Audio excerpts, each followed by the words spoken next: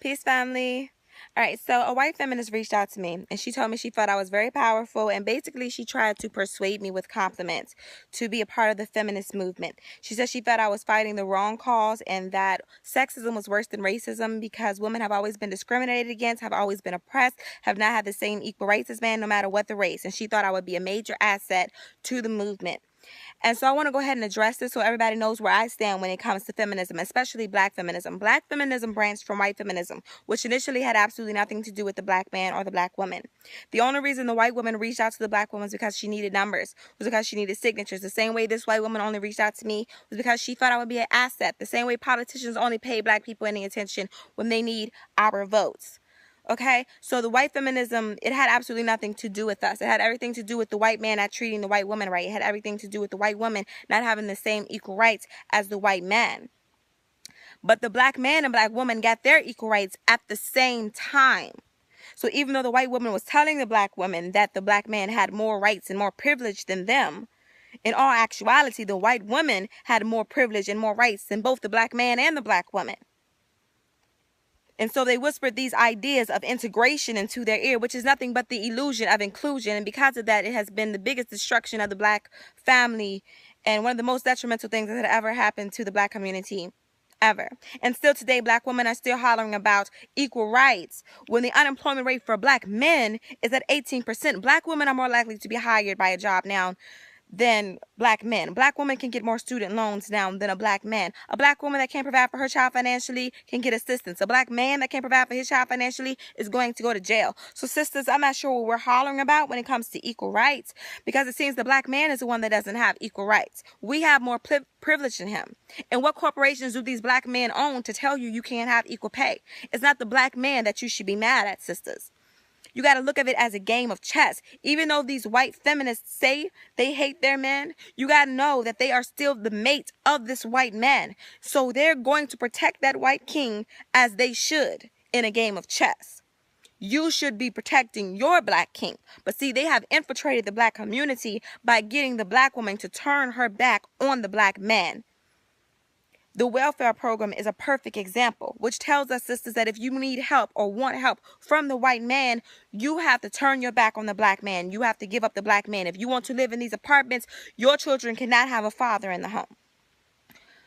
Also, think of another family structure that it brings about. Think of what it does to our career mothers. Okay, now they say that the most educated group of people in America now is the black woman, and I love that. But so many of our sisters now have these careers and have these degrees, and all of a sudden they don't see value in the black man. They don't need a man. They don't want a man. And so a lot of them don't want families. They don't want to reproduce, or they wait until they're no longer fertile to try to reproduce and have complications in their pregnancies. Or they already have children, but they don't spend any time with them because they're always working. It used to be the man would be the one providing for the family, and the woman would stay home and teach and nurture the children. And together they would raise the children. Now children aren't being raised. They're just being maintained. Putting a roof over their head, feeding them and clothing them, that's maintaining a child like a pet. That's not raising them. You understand? And so that is a really big issue when it comes to the black family. And all of that came about from this feminism shit. Another thing that this feminist thing has done is this Planned Parenthood thing. Planned Parenthood is formerly known as the Negro Project, and the founder of the Negro Project was a woman named Margaret Sanger, which was a racist woman that said black people are like human weeds that need to be exterminated. And now these Planned Parenthood clinics are concentrated in predominantly black urban areas, and the majority of the abortions done in America are done by black women. They say the number one killer of blacks is abortion. A lot of people would debate that and say you can't kill something that's not alive, but you are destroying a life that is growing inside of you. That is killing. You are helping us exterminate ourselves. These white feminists, they are not your friend. They are the mate of these white men that want you gone. And think of also what it does to our children that are growing up without fathers in the home. Think of our daughters that don't have fathers, and so they go out here and they do everything they can to get male attention. A lot of times that brings them back into the welfare program as single mothers themselves. I'm not saying that's always the case, but it's too common for us to ignore. Also, think of our young brothers. I'm not even going to address homosexuality. Let's talk about those brothers that whose mothers don't know how to discipline them correctly. They don't have fathers. They're not being taught any type of manhood either. And so they go into these schools. The teachers don't know what to do with them. So they throw them in special ed. And we all know special ed is nothing but a holding cell for black boys until they're old enough to go to jail. That's all that is. It is one of the most detrimental things that has ever happened to the black community, and I will not stand by it. One more thing that I want to address is this damn campaign that tells sisters, love your body regardless of what a man thinks. It ain't got nothing to do with the man, the way you treat your body. You understand? They praise and glorify obesity in the black community, but they don't do that in the white community, only in the black community. And now the leading causes of death for black women are diabetes, heart disease, stroke, and cancer. They tell you to love your body, love the skin you're in. Don't let no man make you not love your body. But they don't tell you to love yourself enough to eat right. They don't tell you to love yourself and have enough self-respect for yourself to not kill yourself by what you're shoving down your throat. You get what I'm saying? These white feminists, they're not your friend.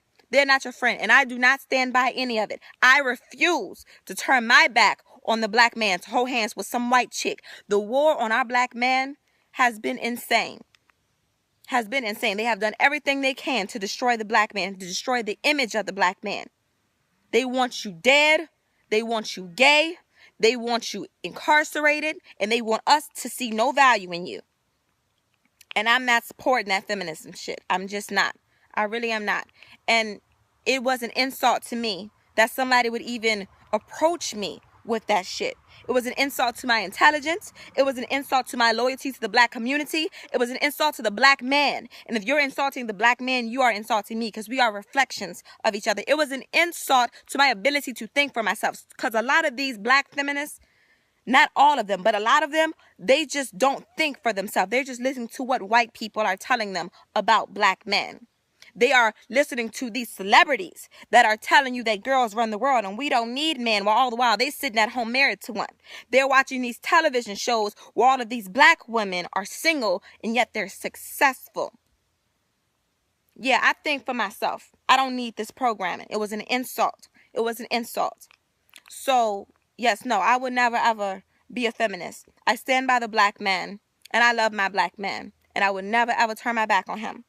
And that's pretty much all I have to say about that. Now you know where I stand with feminism. Hopefully nobody will ever ask me to be a part of that movement ever again.